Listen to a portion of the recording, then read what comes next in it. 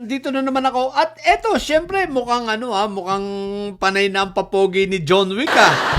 Eto basahin lang natin ang headline ng Inquirer ngayon. Ang sabi niya, DILG to probe Baste Duterte dapat hindi Basti ito, dapat Barbie Baste. Barbie Basti Duterte over garbage dumping at DENR office. Yan ang naman. Yan ang nararapat, John Wick. Yan ang matagal mo nang dapat na ginagawa. Pero again sunod-sunod kakahuli mo lang kay Mangkaw Ngayon at least pinansin mo na itong sa DENR. Itong iniutos nitong si Barbie Basti na itambak ang mga basura doon. Puti naman napansin mo ng pagiging siraulo nito at may sayad. Kasi ito si Barbie Basti, sa mga hindi nakakaalam, pag ito po ay hindi po ito nagdidesisyon nang hindi siya palo. Ibig sabihin, hindi ito nagdidesisyon nang hindi siya nakakatira at sabog, no? Kaya kita nyo naman, at hindi rin niya makakapag-speech pag walang tama. Para yan yung tatay niya, no? Hindi nakakapagsalita ng diretso kapag walang kargang fentaboy. Fenta, no? Ganito rin ito si Barbie Baste. Kaya hindi nyo napansin na mayat na tapos nguya ng nguya lagi habang nag-i-speech. Kasi nga, natutuyuan ng laway. Siyempre, para wag matuyuan ng laway, wag mapansin ang umangatal yung panga, kailangan niyang magbabulgam. O, di ba nga? Ngayon, siyempre, alam nyo guys yung pagpapatambak rito ng mga basura, dahil palumpalo yan. Kumbaga, tira pasok din. Tatanga-tanga. So, mabuti naman pinansin na ito ni John Wick John Wick, pansinin mo na rin yung kanyang mga speech dahil hindi freedom of speech yun. Yung kanyang ginawa sa Rage. Tsaka isa pa, i-require mo lahat ng mga mayor, no? I-random drug test. Malamang ito, hindi ito magpapadrug test. Bakit? Ako nang nagsasabi sa inyo, positive ito. Sabi rin ng ating puting kabayo, positive ito. Positive talaga ito tumitira. Kita mo naman yung panga.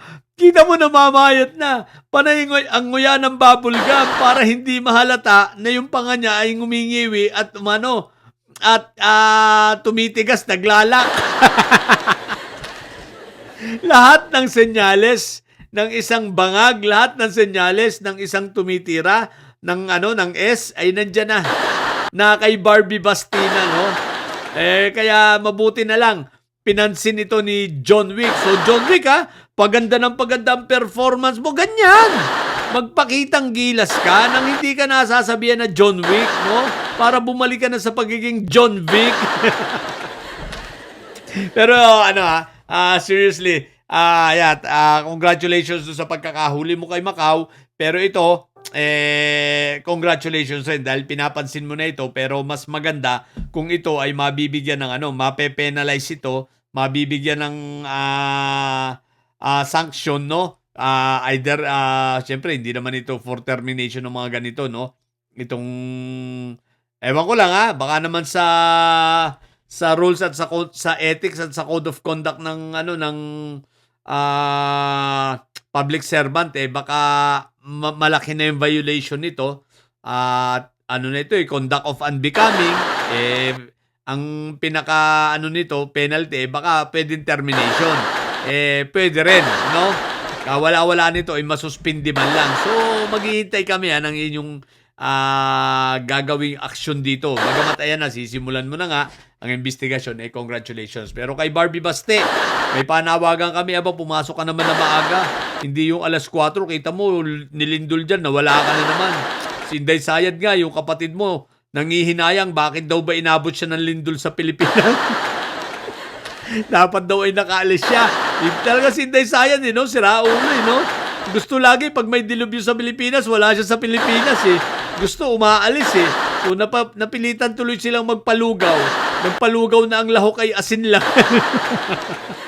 Lugaw na tubig at asin. Ayaw malalagyan ng luya. Grabe talaga ang palugaw ni Inday Sayad, no?